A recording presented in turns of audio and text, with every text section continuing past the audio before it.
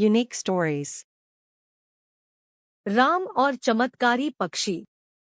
एक समय की बात है, एक छोटे से गांव में एक ईमानदार किसान राम रहता था। कई समस्याओं का सामना करने के बावजूद राम को दूसरों की मदद करने के लिए जाना जाता था। एक दिन उसने अपने खेतों में एक घायल पक्षी पाया।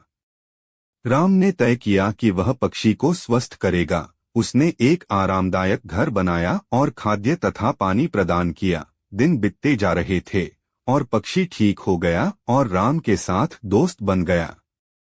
एक वर्ष गांव में एक भयंकर सूखा आया, जिससे फसलें सूख गईं। राम और अन्य किसानों को कठिनाई का सामना करना पड़ा। पक्षी के वचन को याद करते हुए राम ने आसमान की ओर देखा और एक प्रार्थना कही। हर किसी की हैरानी में काले बादल जुट गए और बारिश होने लगी, जिससे फसलें और गांव बच गए। कहानी का सीख है कि दया और सहानुभूति अनपेक्षित आशीर्वादों की ओर ले जा सकती हैं। अच्छाई का कोई काम अनदेखा नहीं जाता और कभी-कभी सहारा सबसे अप्रत्याशित स्थान से मिलता है। भूतिया रहस्य। बंगले की छवि। गांव के उस पुराने बंगले की छवि बड़ी रहस्यमय थी। लोग कहते थे कि रात को वहां आत्माएं घूमती हैं और बंगले की छत से अजीब आवाजें सुनाई देती हैं।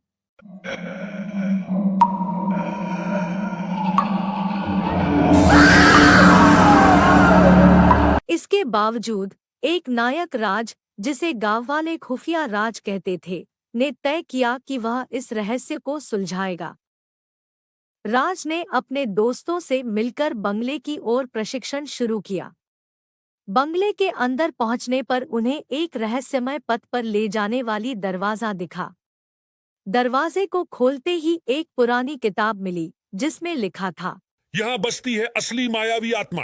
राज ने धीरे धीरे पढ़ते हुए खोज की और पाया कि वहां का राज एक पुराने सीरियस चिढ़ाते राजा के साथ जुड़ा हुआ था।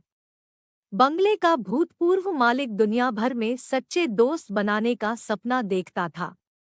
वह चाहता था कि लोग उसके बंगले को डर की जगह मित्रता के स्थान के रूप में याद करें। राज ने दिल से राज का साथ दिया और बंगले को फिर से एक सजीव स्थान बनाया।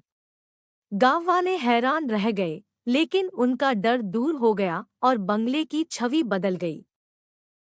इस कहानी ने बताया कि कभी-कभी हमें अपने भय को देखने के लिए अपनी सोच को बदलना पड़ता है और आत्मविश्वास से आगे बढ़ना हमें नए साहसपूर्ण मित्रों के साथ ले जाता है।